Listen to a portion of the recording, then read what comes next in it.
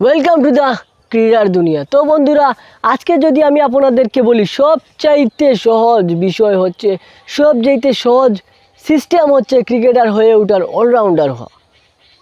বন্ধুরা, হয়তো বা আপনাদের কাছে বিষয়টা তিক্ত লাগলেও লাগতে পারে, কিন্তু আজকে আমার আলোচনার বিষয়বস্তুই এটা।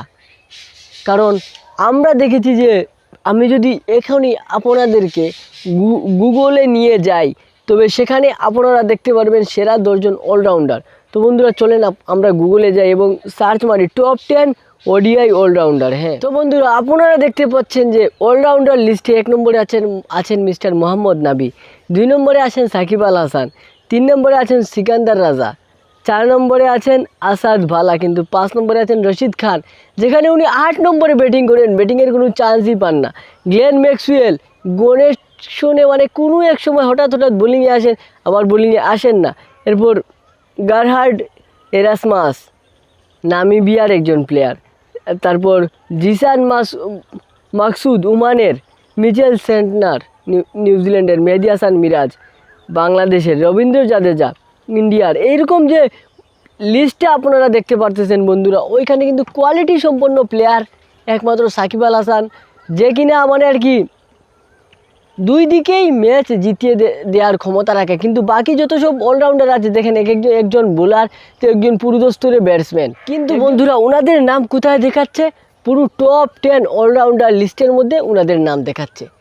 আর এজন্যই আমি বলেছি যে অলরাউন্ডার হওয়া খুবই সহজ একটা বিষয়, যেখানে রশিদ খানের মতো একজন প্রপার বোলার, যার ক্যারিয়ারটাই হচ্ছে বোলিং দিয়ে, ওনাকে দেখাচ্ছে টপ 10 অলরাউন্ডার এর লিস্টে। তাই এখানে নাম্বার 1 অলরাউন্ডার হওয়া আসলে অত বড় কোনো বিষয় না বন্ধুরা।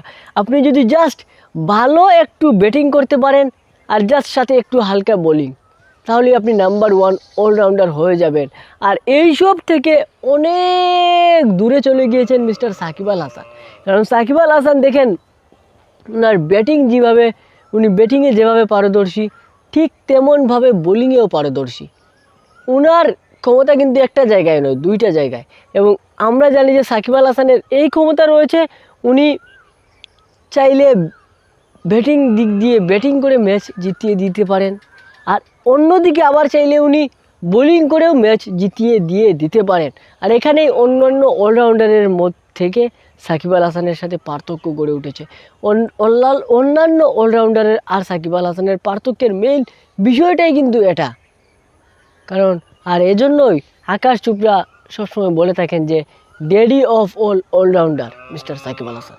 তো বন্ধুরা, আমি মনে করি এই আলোচনার পর আপনারা আমার সাথে একমত হবেন যে আসলে অলরাউন্ডার হওয়া কোনো বড় বিষয় নয়, অলরাউন্ডার হওয়া আসলে খুবই সহজ বিষয়।